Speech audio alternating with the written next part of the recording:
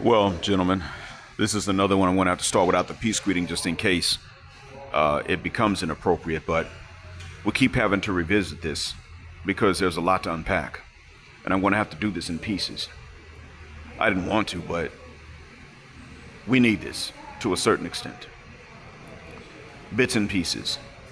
MTR keeps having to come back and revisit this, and so do I, because I understand the intercultural play in this. Astronomers and astrophysicists have to understand gravitational interactions, and they have to be able to calculate them. This is how we know, for instance, that when the Gliese or Gliese star, I think in about a 1.5 million years, if I'm not mistaken, approaches our solar system and goes past us, it won't go close enough to disturb the orbits of the planets around our star, but it will go close enough to disturb the Oort clouds that are circling the sun, because at that distance from the sun, the gravity from the sun is so weak that any other major gravitational tug will disturb their orbits. So some would fall in towards the sun and the inner planets, including ours. Others would fall out, and others would fall towards that star and whatever is orbiting it. It would not come close enough to collide with, like I said, it won't come close enough to disturb the orbits of the planets, and therefore it's not going to come close enough to collide with our star. They have to do all these calculations because they know this. Much the same way, if I'm going to be any good to anybody beyond just being a regular run-of-the-mill teacher that clocks in and just scrapes through a lesson and clocks out to get a salary, I have to learn things that are going to actually benefit you as a listener. And the intercultural play is something I've had to study since I was a kid without even realizing that I was studying it and why.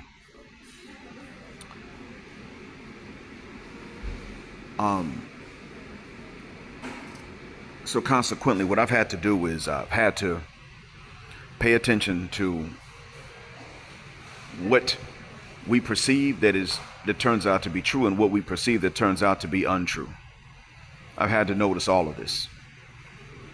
And having to do so, and I don't mind it, the only benefit is if I tell you that which are misconceptions by us and that which are true, and what we learn.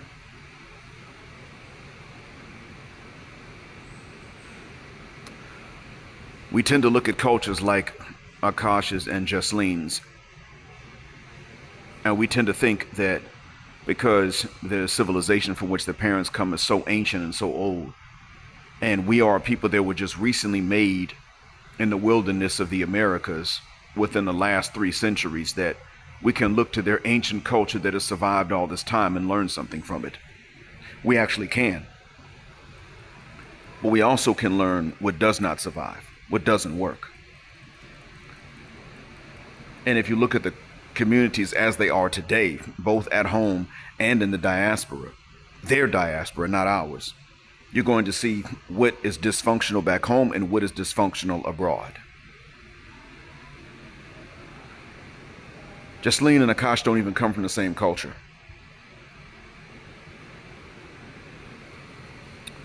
That's the first thing.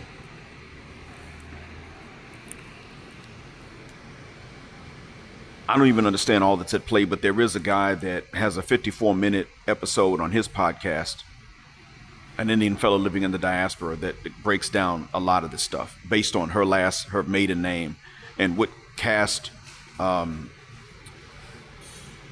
sit her parents and how they have changed over just a generation of living in the West, which is after changes they went through after many generations back home of living in cities. So he tells you that they come from this warrior caste, the Kshatriyas, and that they lost a long time ago a lot of the warrior spirit that they had because they moved into large cities back home. And then some of them in the large cities who have become very money-minded then moved into the diaspora and became even more materialistic.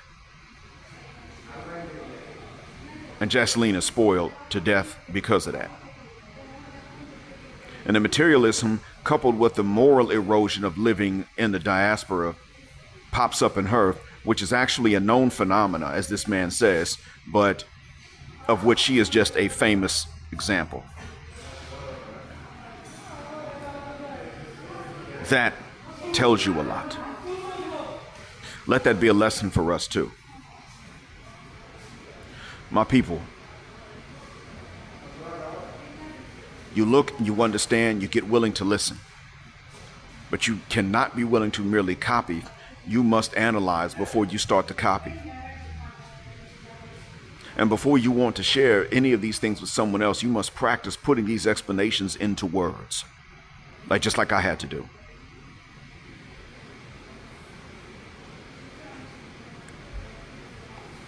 This is not an example of a culture from which we can look and learn what to do. This is an example of a culture we must look at and from which to learn what not to do, because shit don't work.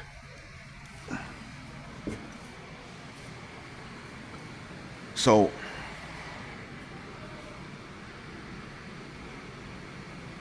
keep this in mind. I'm not going to idealize the brown or the black woman, and I'm not going to anti-idealize and demonize the brown or the black woman either. I'm not going to do either one. What I'm going to tell you, though, is that notice that in our culture, and see, this is why we should watch this. In our culture, as black men, being like him is against the rules. We have a taboo against being the way that Akaash said that he was in high school. In black women's culture, they have the opposite rule. Shukran. And that is to relegate every man to exactly that status for not having enough cool. And don't worry, that's just a sample of some of the rhyming that I'm going to be doing in the Jet Black Air Lounge. I already have 2 of them up, and both of them are now available for monthly subscribers only. All one-time donors now have to subscribe in order to log in and hear those. I'm not putting them over music right now. I don't really plan to do that, because I'm not really sure which producers could put out beats or background music that would not be religiously controversial. I'm not one of those that buys into what the scholars, the most conservative scholars say that music is all the time haram. I don't assume that it is, and I don't assume that all music is permissible either. But what I would publish still has to be that which is not so controversial for us. But rhyming, poetry, is clearly not forbidden. There is no controversy around that. You have to make the content forbidden in order for the poetry itself to be forbidden. But what I am going to do here on the YouTube channel is to point that out. In our different cultures as black men and black women, we have not realized, and Akaash is right where anybody would need to be able to show us how culturally incompatible any black men and Western or Westernized black women are. They are culturally incompatible with black men, period. No matter where the black men are from, no matter how Western the black men are or are not. If a black woman thinks that the West is anything to look at with any sort of admiration, God damn it, the hope is lost. So I point this out so that you can properly learn and be able to explain to some younger brothers what we can see in that. Akaash, got bullied in high school. I don't think he's as much of a pushover as people say. He's been willing to argue with men before. He'll defend his wife. He may make jokes about it, but he doesn't let somebody else turn around and just call her all kind of B words and sluts. If he heard what I told you all about Jasleen, he would defend her from me. And who would blame him for doing that? In a normal situation, nobody. I'd be the one out of pocket. If she hadn't told on herself, I would be out of pocket for saying anything. The point is that Akaash does not have to actually be the pushover that he's stereotyped to be because he's a brown guy, but not black and not white. He doesn't have to be that. That's what she sees any goddamn way because she can't smell on him all the pussy that could outweigh all the dick she knows she done had. That's it. And most of us don't fully understand that it doesn't really matter if the black woman taught the brown woman how to size her man up like this, or the brown woman taught the black woman. What really happened is that sisters and other Western women taught each other how to size men up like this, and they fed off of each other to where the West now has these toxic ass levels of hybristomania and hybristophilia. That's really what happened. And the brown women have recently begun to buy into the bullshit and contribute to it as well because of a legal environment in India that allows them to do this. Oh, and they live in New York. So they signed no prenup, but if she were going to file for divorce or he was going to file for divorce, there would probably be some alimony he would have to pay. It may or may not be permanent. If they lived in California, 10 years would probably make it permanent until she remarried or one of them died. That's what would wind up being the case. That's if they were in California. Akaash has not sat down and checked into this. And he was the one that told his wife, you can stay home now, quit your job. He did that. I know he didn't sit down with an attorney in New York and talk about this before he made this decision. And that's why I tell men, learn the marriage and the divorce laws of the state in which you're going to reside. And the best thing is go to the DR and get that divorce decree without her knowledge so that the minute she tries some foul stuff, you just show up in the court and be like, bitch, be gone.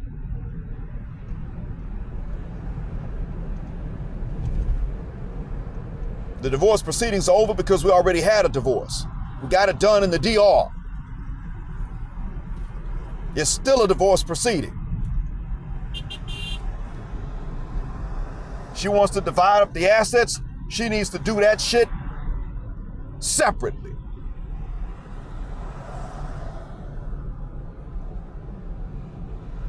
Or you refuse the marriage.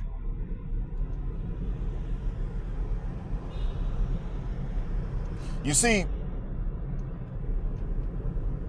what you need to learn as black men is that it is the sister's culture to relegate you and treat you as much like Jasleen treats Akaash as possible. And to tear you down as much as possible, to get you as close as possible to the way that she sees him so that she can do that and you don't know anything. And they do this through ignorance and confusion. They want you and me and Western women want Western men to be as inexperienced and as confused about women so that they could do stuff like this and set it up, because this is the ultimate in manipulation. And Esther Villar, a white woman from Argentina, was the one that really pulled the wool off of that. Thank you, Manosphere Hall of Fame, for telling me about her. Even traditional women will get as close to this as they are allowed. And while traditional men may be able to sustain environments in which men have enough self-worth to not deal with stuff like this, they also have done a disservice by not telling men what the hell they know women will try, while the women are sitting up passing down the efforts to do this stuff. So the traditional cultures from which even good women have come are that way because they must be. And that is a precarious situation. And that's why feminism and misandry can spread in traditional areas, but traditions don't bounce back in misandrist areas. These are the lessons to learn. Akaash is exactly what Western women, especially sisters, but Western women in general, want all of the non-fuckboys to be, and they determine who's a fuckboy. Pardon me for saying it. But they get to determine who is that. And if you are not, and that's based largely on aesthetics. And so what they want to do is determine that if you aren't aesthetically the fuckboy they want, then you get to be Akaash. Inexperienced, untaught, unaware, easily lied to and deceived based on your ignorance, which is very intentionally maintained, in which you are very intentionally kept, so that they can turn around and not really send up any red flags that you would detect when they start saying that the only give and take is you give and they take. They are steady working hard to maintain the mental environment and ignorance necessary for men to not push back against this. They haven't given up. They're spreading their efforts from the West to traditional zones, and it's working. Because men, Western or traditional, are not doing enough to tell young men the way these women do everything, and more than enough to tell young women, this is how you manipulate. And we don't have anybody in either zones doing enough to tell us this is how they will manipulate. Are you effing kidding me? And we fall for this. I'm going to say to those of you in the Desi community that are married, if you don't want to give up the privacy of your own marriage, and you should not, then this is what you must do, because your wife may give up the privacy of your own marriage to your daughters, or maybe even to not even your nieces, but her nieces. Not even yours, just hers.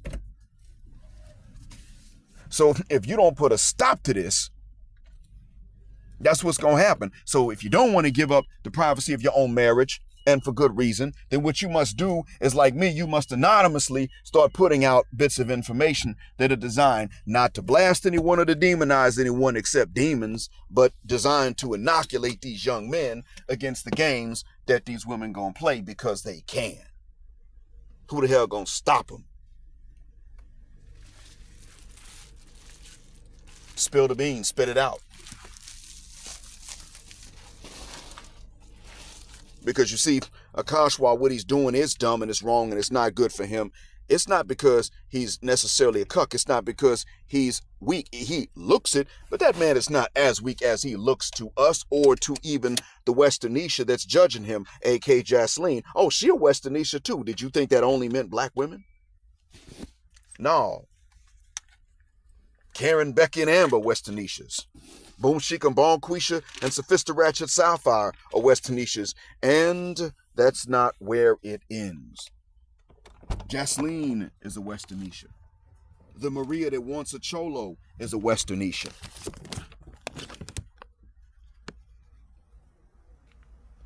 Yeah.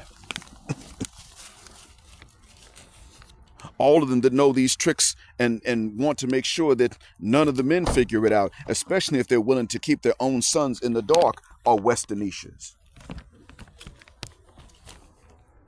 Can't win for losing.